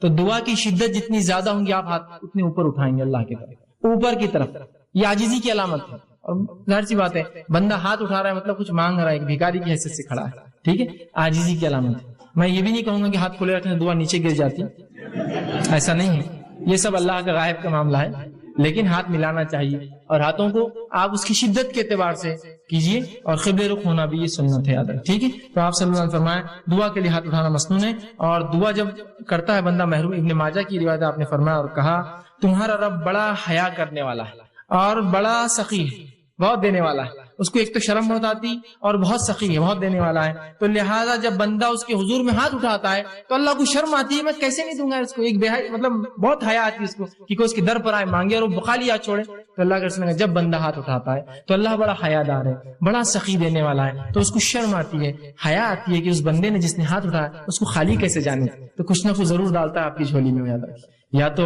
چیز کے بدلے چیز، دعا کے بدلے اس کے بدلے آخرت میں ثواب، یا اس کے بدلے ایک مصیبت ٹالتا ہے، اس لیے کہ اس کو حیا آتی ہے آپ کو لوٹانے کے اندر، ٹھیک ہے۔ تو ہاتھ اٹھانا میں سنت ہے اور اللہ تو اسی طرح جو ہے دعا کے تعلق سے بات آتی ہے، اس کے کچھ آداب ہیں، ان آداب کا بھی لحاظ رکھیں، ان آداب کا ہم لحاظ نہیں رکھیں گے تو ہو سکتا ہے دعا جو آپ کہتے قبول نہیں ہو رہی ہے، ہم کو لگ رہا ہے اس کا ہو سکتا ہے۔ آئیے سنیے دعا مانگنے کے لیے جو ادب رکھنا، جامع ترمذی کی روایت ہے، ایک شخص آیا، 2 رکعت نماز پڑھی، نماز کے بعد اس نے دعا کی اے اللہ میری مغفرت کر، مجھ پر رحم کر، اور اس کے بعد چلا گیا۔ آپ نے کہا اس کی قبول نہیں ہوئی، صحابہ نے کہا اس کی قبول نہیں کیوں؟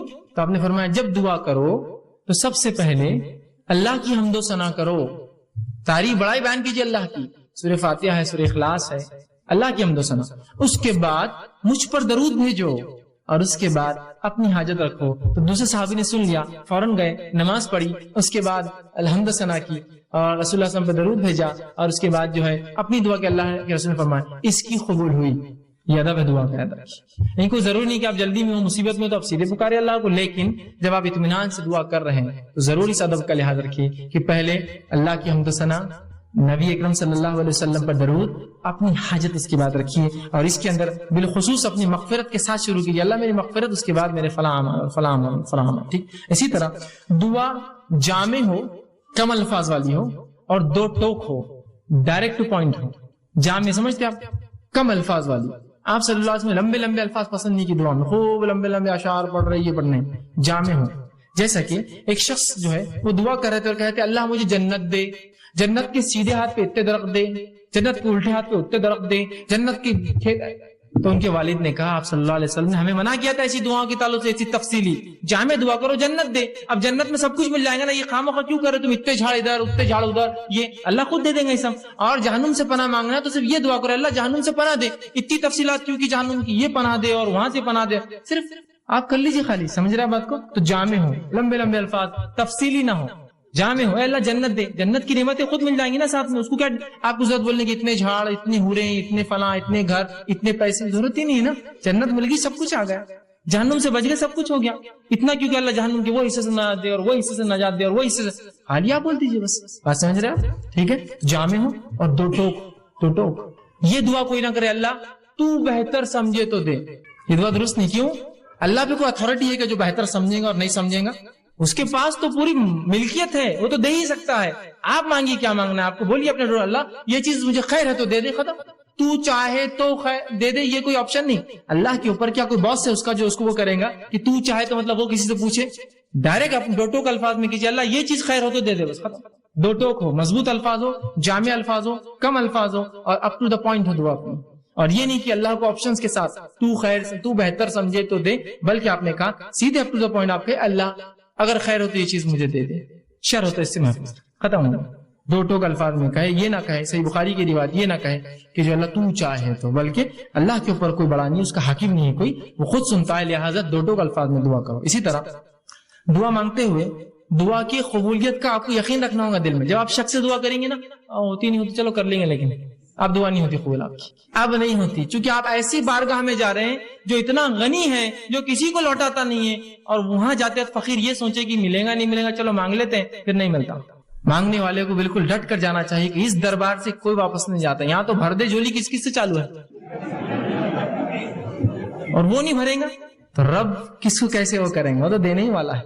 تو آپ یقین کریں کہ دعا قبول ہونے والی میری، وہ تین شکلوں میں، وہ یاد رکھیں ہمیشہ، اور پھر دو ٹوک الفاظ میں کیجیے، یقین کے ساتھ کیجیے اللہ قبول کریں گا، اور دعا پوری توجہ اور یکسوئی سے کیجیے، دعا میں خشوع ہو، جیسا نماز، روزہ، زکوٰۃ، حج، ذکر و اذکار، تلاوت قرآن میں خشوع، تو اسی طرح خشوع ہو۔ یہ نہیں کہ آپ بہت سے لوگ دعا کرتے ہیں ہاتھ چالو ہے، کچھ تو بھی چل رہا ہے، بس مطلب کوئی ان کو دعا میں خشوع نہیں، بس ہو رہی ہاں آمین آمین چل رہا ہے معاملہ۔ خشوع کے ساتھ، عاجزی، انکساری کے ساتھ، یکسوئی کے ساتھ۔ یہ جامع ترمذی کی روایت، آپ نے فرمایا اللہ تعالیٰ سے قبولیت کے مکمل یقین کے ساتھ دعا کرو، اور یاد رکھو اللہ تعالیٰ غافل اور بے دھیان دل کی دعا نہیں سنتا اور قبول نہیں کرتا۔ غافل بے دھیان دل بس کر رہے اللہ بس میرے والدین کو فلاں کر دے، یہ غافل ہے، آپ ادھر دیکھ رہے ادھر دیکھ رہے، یہ کام کیسا چل رہا، وہ کیسا ہو رہا، مسجد میں کیا کیا ہو رہا، گھر میں کیا کیا ہو رہا ہے نا، تو پھر دعا قبول نہیں ہوتی۔ اسی طرح دعا کے ادب میں یہ ادب بھی ہے، دعا مانگنے سے قبل اپنے گناہوں کا اعتراف کیجیے اللہ کے سامنے۔ یہ حاکم کی روایت ہے، آپ صلی اللہ علیہ وسلم فرمایا جب بھی تم اللہ سے دعا مانگو تو اپنے گناہوں کا پہلے اقرار کرو، اللہ میں گناہ گار ہوں، میں خطا کار ہوں، مجھ سے گناہ اور خطا ہوئے، لیکن تو میرا رب ہے، اس گناہ اور خطاؤں کے بعد بھی مجھے یقین ہے تو میری دعا سنے۔ تو اپنی گناہوں کا اعتراف کیجیے اور پھر اپنی حاجت مسائل اس کے سامنے رکھیے، ٹھیک ہے؟ تو گناہوں کا اعتراف یہ ضروری ہے، ٹھیک۔ اسی طرح خاص دعاؤں کے لیے آپ 3 بار بھی دہرا سکتے ہیں، خاص دعاؤں کے لیے اسپیشل جو آپ کی دعائیں ہوں کچھ، تو آپ 3 بار دہرائیے، اس کی سنت ہے، یہ اس کا ادب بھی ہے۔ آپ صلی اللہ علیہ وسلم کے ساتھ ابن ماجہ کی روایت ہے، آپ نے جنت طلب کی اور جہنم سے پناہ مانگا 3 بار کا، اللہم صلی اللہ علیہ جنت ونعوذ بک من النار، 3 بار کا۔ یہ تو بہت اہم دعا ہے نا، جنت پانے کی، جہنم سے بچنے کی۔ تو اس سے پتا چلا آپ ایسی دعاؤں کو جو بڑی اہمیت کی ہے 3 بار دہرانا کر، اللہ میری مغفرت کر، اللہ میری مغفرت کر، یہ امپورٹنس کے لیے، اور یہ سنت ہے۔ آپ سے جب بھی کوئی اہم دعا کرتے 3 مرتبہ الفاظ کے، جیسے عثمان بن عفان کو دعا دی تھی 3 بار کی دی تھی، ایک سے امپورٹنٹ تھا نا، اس لیے کہ جنگ تبوک میں مال لا کے دیا تھا جب کوئی دے نہیں رہا تھا، ٹھیک ہے، 3 بار۔ اسی طرح یہ ابن ماجہ کی روایت، اسی طرح جو ہے جامع ترمذی کی روایت، آپ نے فرمایا اور کہا کسی دوسرے کے لیے دعا مانگنے والے کو پہلے اپنے لیے دعا کرنی چاہیے، پھر دوسرے کے لیے مانگنا چاہیے۔ اگر کوئی آپ سے کہا بھائی میرے لیے دعا کیجیے، تو آپ صلی اللہ علیہ وسلم فرمایا پہلے اپنے لیے مانگ اور پھر اس کے لیے وہ چیز مانگ، اس لیے کہ پہلا محتاج تو وہی ہے جو مانگ رہا ہے، اور پھر وہ ہے جس نے مانگنے کا کہا. جب بھی کوئی آپ سے دعا کہے تو ضرور اپنے لیے مانگیے پہلے اور پھر اس سامنے والے کے لیے دعا کیجیے.